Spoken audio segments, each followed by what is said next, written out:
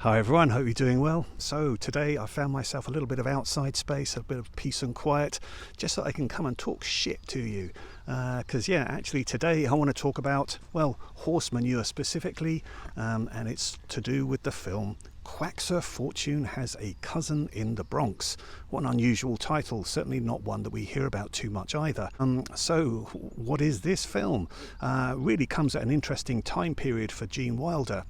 He had a brief moment in Arthur Penn's Bonnie and Clyde. He then had a very successful starring role in Mel Brooks's The Producers in 1967, although that wasn't actually a box office hit at the time. And then, of course, in 1971, we know his beloved role in Willy Wonka and the Chocolate Factory. But, a year before doing Willy Wonka, here we have Quaxar Fortune Has a Cousin in the Bronx. So Gene Wilder actually plays the titular character of Quaxar Fortune in this. His actual first name is Aloysius, but whether you call this Aloysius Fortune Has a Cousin in the Bronx or Quaxar Fortune, I'm not sure this is really a film title that leaps off the page to most people. Not exactly a most inviting film to watch, but it's a really unusual one, really quirky and quite enjoyable. So Gene Wilder in this one, he's actually playing an Irishman, even though he's obviously of Jewish background. But this is set in Dublin, and he plays a quite simple-minded, uneducated man who does not want to follow his father's footsteps and work in the local factories, and instead he's just happy to live his life by going around the streets and picking up horse manure from the streets that's left there by horses that are doing various delivery runs. But this is a changing time in Ireland when the delivery carts are going to be phased out before too long, and automation is going to bring motorised vehicles in to replace these delivery carts. So his job is possibly going to be facing an ending, and he needs to think about what he's going to be doing with his life. Now, at the same time that he's doing his manure scrapings off the ground, he bumps into an American student whose name is Zazel, and she's played by Margot Kidder, and she's come to Dublin to study at Trinity College. Zazel takes quite a shining to Quaxar, and they develop a little bit of a relationship. And so what we have here with this film is a kind of a romance, a kind of social commentary about changing times, and a bit of a sort of late coming-of-age movie as well. And it's a really, really interesting film. I wouldn't say it's a great movie, but it's definitely one that needs to be discovered more, if you like. So I have this DVD of it. I don't think there's any Blu-ray of it. To my mind, this would be a perfect release for a label like Kino Lorber to release, or maybe even Fun City Editions if they were to get their hands on it. So, like I say, really interesting time period for when Gene Wilder made this, and he was actually quite devoted to this project after having made The Producers, and he wanted Jean Renoir to direct it.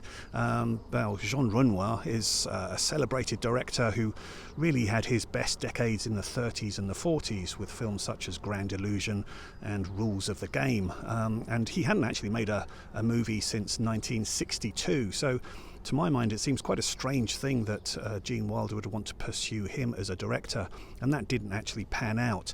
So the director we have on this is Waris Hussein. Now, Waris Hussein is a director who has mostly worked in TV, and in fact, he actually directed the first 4 episodes of the original Doctor Who series in 1963. He's also directed TV adaptations of Edward and Mrs. Simpson starring Edward Fox, and he did a film of Divorce His, Divorce Hers about Elizabeth Taylor and Richard Burton. So quite an unusual choice as a director. He does a good job with this film, and the cinematographer on this, even though the cinematography isn't anything exceptional, the cinematographer is Gilbert Taylor. So you may possibly have heard just of a few of his minor films, such as A Hard Day's Night, Doctor Strangelove, and oh, what's that other one? Yeah, just a little film called Star Wars. Maybe you know of that one. So yeah, quite a talented cast and crew that's involved here. Now, as I say, Margot Kidder is in this as Azazel. Now, at the time, this was her really first starring role, and this was a little before she went on to play twins in Brian De Palma's Sisters, and then for many of us, definitely myself included, we love Margot Kidder for being Lois Lane in the Christopher Reeve Superman movies. Absolutely adored her in Superman and Superman 2. And in fact, I love her just as much in this film, because here she's quite young. I guess she would have only been about 22 when she made this, and she's absolutely beautiful in this film, really adorable. There's a absolutely fantastic scene where the two of them drive out of Dublin and go up to a hillside, and there's just this moment where Margot Kidder's character is inviting Gene Wilder's character to sit with her on some rocks, and it's so inviting. And yeah, definitely if I'd been there, I probably would have sat with Margot Kidder for quite a few hours, I think. But yeah, so this is really just an interesting film. Now, obviously Gene Wilder is playing an Irishman here, so the big possible sticking point with this film is his accent. I mean, it's very noticeable that he's putting on an Irish accent. And he does look and sound out of place compared to the other cast members, because we've got actual Irish cast members in this as well. But that being said, this is Gene Wilder, and Gene Wilder is a person who has such a twinkle in his eye, and there's a certain sort of naivety about him, vulnerability about him as well, that he sells the role. He's very convincing in this, and it's just charming to watch him in it. So ultimately we have a film here with two unusual cast members in Gene Wilder and Margot Kidder being in this Irish set comedy drama, but it kind of works. So yeah, it is very quirky, but it is an enjoyable film.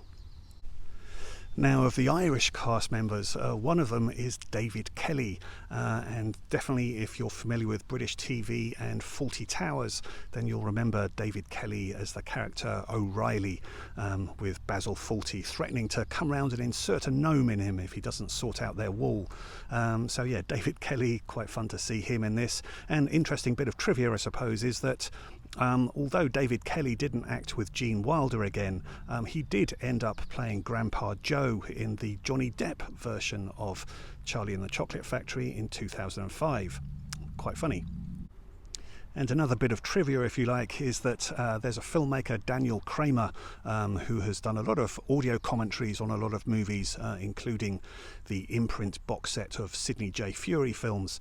And he's a fan of this film, and he's actually named his cat Zazel in tribute to Margot Kidder's character in this film. So, Quacks of Fortune has a cousin in the Bronx. Have you seen this movie? Let me know any comments that you have on this. I hope you've enjoyed this video. I hope the light's been okay as well, because it's been going in and out of shadow as I've been filming this.